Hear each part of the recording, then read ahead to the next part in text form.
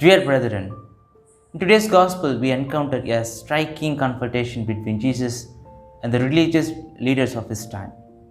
The Pharisees and scribes who were behaved as the guardians of Jewish tradition, observing Jesus' disciple eating without washing hands. To them, this violation of ceremonial purity represents a grave transgression, highlighting their commitment to laws steeped in tradition. They approach Jesus seeking to uphold their status, fully expecting to challenge him and reaffirm their authority. Yet, in a bold and transformative manner, Jesus redirects the conversation. He unveils a critical truth that the law is not merely a set of rules to be followed, but an invitation to be a deeper relationship with God. In highlighting the words of Prophet Isaiah, "The people honors me with their lips, but their hearts are far from me," Jesus underscores a profound reality that it is possible to be outwardly pious while being spiritually distant.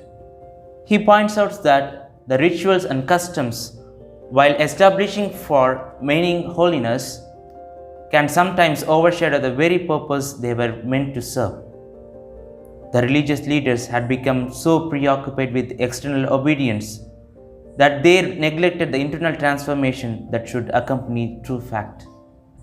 Moreover, Jesus highlights the hypocrisy present within the systems of the traditions. For example, he criticizes the practice of Korban, which allowed individuals to declare their resources as devoted to God, whereas neglecting the care for their parents. This tradition, rather than reflecting God's command to honor father and mother, became a loophole used to escape personal responsibility. This illustrates Jesus' broader point that when law and traditions fail the fundamental requirements to love and serve others, they lose their God-ordained purpose. At the heart of this dialogue lies the essential nature of God's commandments. They are rooted in love for God and love for others.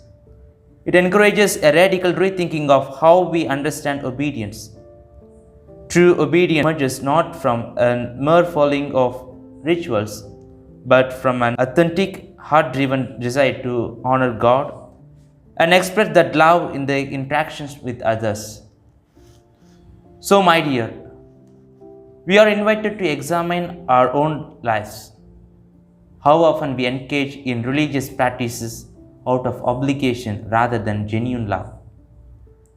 Or are actions driven by a desire to connect with God, or are they merely performances meant to fulfill societal expectations? Here Jesus is urging us to prioritize the spirit of love over its letters, the heart of love.